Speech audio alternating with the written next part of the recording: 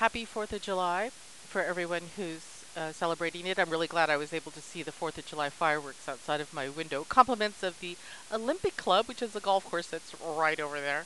They always do fireworks a couple of days ahead of time. And it was clear and it was beautiful, and I didn't have to deal with the commute or the crowds. Thank you very much. Now, the fog is rolling in, and the poor tourists down at Fisherman's Wharf in Pier 39 in their sandals and their Bermuda shorts are shivering in pain. $50 for a sweatshirt. What a scam. But anyway, well, as Mark Twain said, the coldest winter he ever spent was a summer in San Francisco. Today's a case in point. So I'm hoping that everybody's having a safe and sane happy 4th of July with the moon in Leo, making it a good time to party and just get along with folks. It's nice. It's a nice void of course moon, and so it's not even worth getting serious about. Tomorrow, moon's in Virgo. We can all clean up the mess. Okay, so this video, I wanted to continue the discussion about Uranus in Aries and Pluto in Capricorn being square. I said in an earlier video that I was like, the number of times between here and 2015. Well, I looked it up. 7 times exact square. Now, remember Eileen Locke says squares are like stairs. We have to make an effort to rise to the occasion, see things from a higher vantage point. Yeah, and that's all well and good, but you go, what does Uranus do, and what does it mean, and what does Pluto do, and why do we have to worry about it? Well, if you wanted to know more about what Uranus and Pluto does, here's some books. Here's the books. This is Alive and Well with Uranus by Bill Tierney. Okay? And then he has another one, Alive and Well with Pluto, Bill Tierney. Lots of information. More than you're going to get from me at this point. So I'm giving you sort of the condensed version. Like condensed orange juice. So, what does Uranus do? As far as an energy, it wants to express itself freely.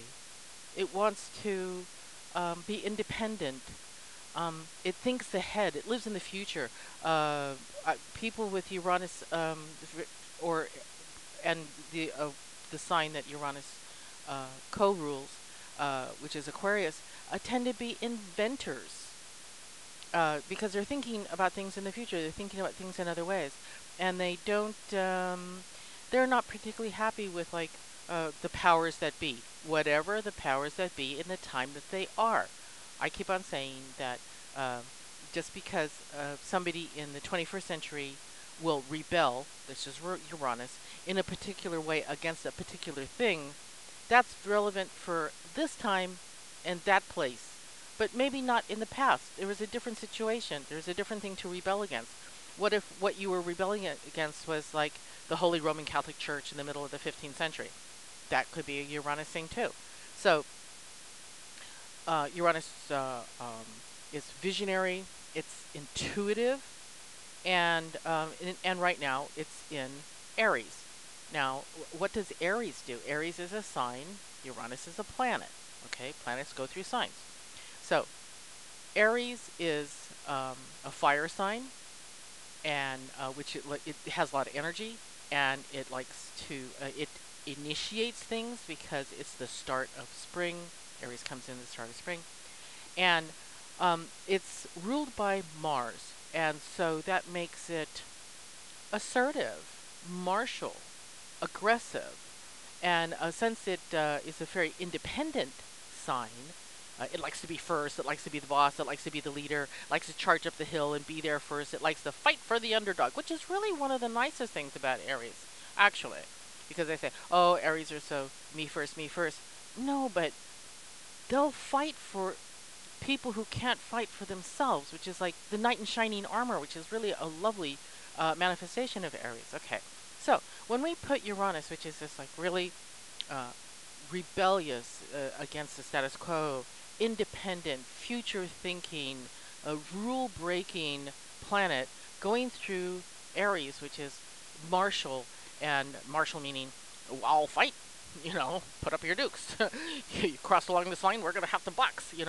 So that's pretty, pretty intense as it is. When Uranus came into Aries, the second time it was in, it was out, it came back in, as planets have a tendency to do. The earthquake and tsunami in Japan, that's the day. I mean, astrologers saying, well, something might happen that's pretty intense, when Uranus comes back into Aries. Well, I'd say that, a big earthquake that moved the landmass like 9 feet and, swamped out, north, the north of Japan. That's pretty intense. Okay.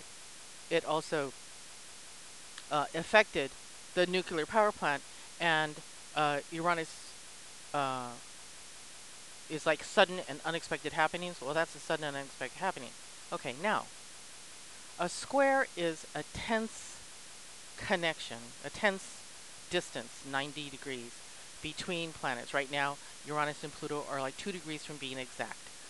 So a square could be negative, it could be positive, depending on how are you going to work with the energy. Pluto is a planet, according to astrologers. We didn't diminish it into a dwarf planet. Now, Pluto um, is power hungry, is obsessive. It transforms things, but it doesn't just break things down to transform. It will also dig in its heels to keep things the way it is. And so what sign is it going through? It's going through Capricorn, and Capricorn deals with the status quo, with governments, with corporations, with the old boy network that's been in charge for a long time. And then Pluto's coming through saying, gotta change, because those people are willing to fight. Okay, so Pluto also says the change is for the better. Okay, rehabilitate, renew, rejuvenate, recycle. This is Pluto. Okay, the people who were born with Pluto in Virgo, they're right after us. So it's my generation. We're Pluto and Leo. So we transformed how we live. We use love relationships to transform ourselves, called serial monogamy, and stupid stuff like that. Uh, Group marriages and things. The people who came after us, the Pluto and Virgo, they clean it. They're like the janitors cleaning up after the party of the Pluto and Leo generation as boomers. But they're the people who are very concerned with recycling, going green. How do we take something that doesn't seem like it has any value and transform it into something that does have value? This is a very Plutonian sort of energy. So if we have Pluto in Capricorn, that means there's going to be transformations of the people who have been holding the power in government and business. Now, other people have said that what's going to be happening going forward is smaller businesses, more independent businesses. Those are the ones that are going to have traction, because the big businesses, they're like big, dinosaurs. They can't move really quick to make changes, to make adjustments. Also, people who have power like to keep power. And so we see the situation in the Middle East with the Arab Spring, where people have said, okay, that's enough. We're willing to fight, because we have to be able to speak freely, have free elections, do our journalism, be able to blog, be able to speak our mind without having to have the secret police come and bunk us on the head because some guy happens to be in power and he doesn't want to give up the power. Okay, so we have some like Tunisia and Egypt where they actually brought the ruler down. Uranus in Aries was that group action, because Uranus also deals with like people of your own choosing, because it's like 11th house. It's like Uranus, Aquarius, and 11th house. They're all like related. So it's your tribe moving forward, making a statement and fighting for independence. And Pluto in Capricorn, which is like the old powers, holding on with bloody fingertips, saying, I'm not going to go. Look at Gaddafi. He'd rather shoot his own people and blow up his own oil wells than admit he was wrong. Okay, so this is that sort of like stubbornness that comes from people who are in power who don't want to let it go, and they're being faced with a rising tide of change. Okay, now, where in your life, in your own personal life, are you not able to speak your mind? Where you're not able to express yourself either in writing or with art or with how you go about your business? Where are you being thwarted by some sort of something in power? You know, oh, I can't go to that demonstration because I might get fired from my job. Oh, I can't sign up for the union because I might get fired by my job. Well, sometimes people just say, like in Wisconsin, they just all showed up at the state capitol and said, dude, what are you thinking? You know, trying to get rid of the unions for, get rid of collective bargaining for service workers. But we have this happening on a global scale, and then we have it happening within ourselves, okay? Macrocosm, microcosm. Where in your life is some sort of, you know, power structure that doesn't work anymore, that doesn't work for you anymore? Where is that getting in the way of your creative self-expression, your independence? And what are you willing to fight for? What are you willing to champion? Because between here and 2015, these are issues that are going to be out in the world with the earth, earthquakes and tsunamis, in governments, in small businesses, in your locale, within you. Okay? So you have to find what are the changes you need to make. Maybe there's some old belief systems that you had that don't work for you anymore, and they need to be transformed so you can express yourself more freely, tap in to your own intuition better. You know, where is that spark of courage that's flaring up saying, that's it. I'm not I'm not going to take it anymore. And because it's happening all over.